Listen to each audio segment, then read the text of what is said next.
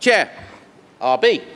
Again, a great honour to be stood here today to speak to you on behalf of the Armed Forces Committee and the hundreds of Armed Forces doctors, civilian and uniformed, that we represent, not just in the UK, but around the world.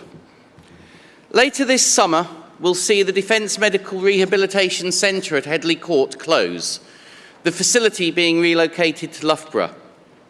Since the Second World War, this has been the rehabilitation centre, treating armed forces patients with new physical, life-changing disabilities and with post-traumatic stress disorder.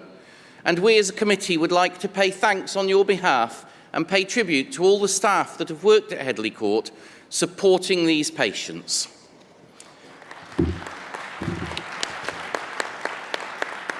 Thank you. Armed Forces doctors are in a unique position within the BMA, but the BMA also occupies a unique position within MOD, in that it is authorised by MOD to negotiate on behalf of doctors serving within the military. And it is authorised to do this because of the unique and singular esteem in which our profession and our association is held within the Ministry of Defence. And that esteem allows the Armed Forces Committee to work on behalf of our members serving across the world, whether in Iraq, Afghanistan, South Sudan, Poland, Estonia, Brunei, Nepal, or one of many other overseas duties where our colleagues are currently serving. And furthermore, each of those doctors know that they are directly linked to their profession, to their colleagues, and to their peers through you, the BMA. And this can be a comforting thought for them, and the implications and responsibilities of that thought are something we should all reflect upon when we are representing our association. 2018 has been a busy year for the Armed Forces Committee. We normally meet in full session 3 times a year. This year we're already up to 4, having an extraordinary meeting to help us cope with the workload. So what have we been up to? At the ARM last year, I stood in front of you and I urged you to back a motion calling upon the MOD to address the crippling IT issues experienced by members working within the Defence Medical Services, posing severe threats to patient safety.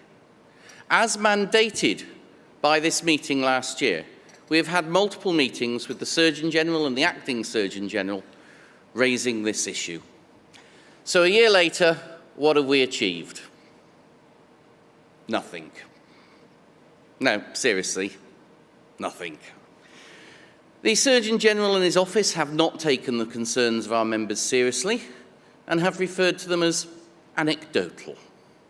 And without meaning to give away too many spoilers from my colleagues presenting the next motions, it is vital that this meeting hold him and his office accountable for the continuing IT issues that are threatening the safety of our patients. Indeed, we specifically ask that the Surgeon General and his office take responsibility for situations in which patient care has been compromised or confidentiality breached by the failings of the IT. Instead, all doctors working within the Defence Medical Services have received a letter from the Director of Defence Primary Healthcare saying that if such claims are made against them, the Ministry of Defence will be supportive. We are also now engaged with other agencies who share our concerns. The committee held its annual conference in April with a keynote address from the Minister of State for Defence, the Earl Howe, Deputy Speaker of the Lords, who talked about the challenge of PTSD and bringing mental health care up to the same standards and to the parity of esteem with which physical care is regarded within the armed forces.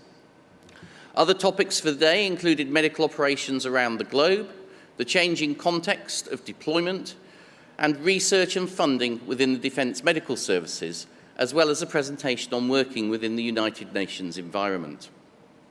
Last October, we held our other annual conference, one primarily for the civilian doctors working within the Ministry of Defence, which was attended by approximately 1/3 of the total number of civilian doctors working within the Ministry of Defence, a figure most committees would be proud of. Presentations range from transgender treatment pathways and patient experience within the Defence Medical Services to an update on non-freezing cold injury. The MOD also took the opportunity at this conference to launch Project Chad, their first attempt at a career structure for civilian medical officers working within MOD, although I'm sad to say this is already stalled at the implementation stage. Unlike most other committees, we don't engage with the DDRB, but we submitted written and oral evidence to the AFPRB, the Armed Forces Pay Review Body, highlighting the impact the public sector pay cap has had on recruitment and retention, and asking for an uplift in line with RPI plus 2%, necessary, we feel, to compensate for the real terms pay cuts that have been represented by the pay rises of recent years. We believe that RPI represents more accurately the inflationary pressures than any other index. As a committee, we have also been lobbying the MOD to enter negotiations to uplift the pay of civilian medical practitioners who currently work at a senior medical officer level, and more about that to follow in the next motion. But these doctors are taking extra duties without extra remuneration. In early 2018, negotiating meetings were agreed with MOD, but every one of these has been cancelled. The MOD has recently rejected our counter-proposal as to what the uplift should be, and are going ahead instead with their original token proposal of a nominal increase. And yet, even this has yet to happen. In the next session, the committee will continue to work on all of these areas, as well as raising the profile of the committee within the BMA and the wider medical political world, providing clarity on pensions for our members and improving pay conditions for armed forces members at home and overseas.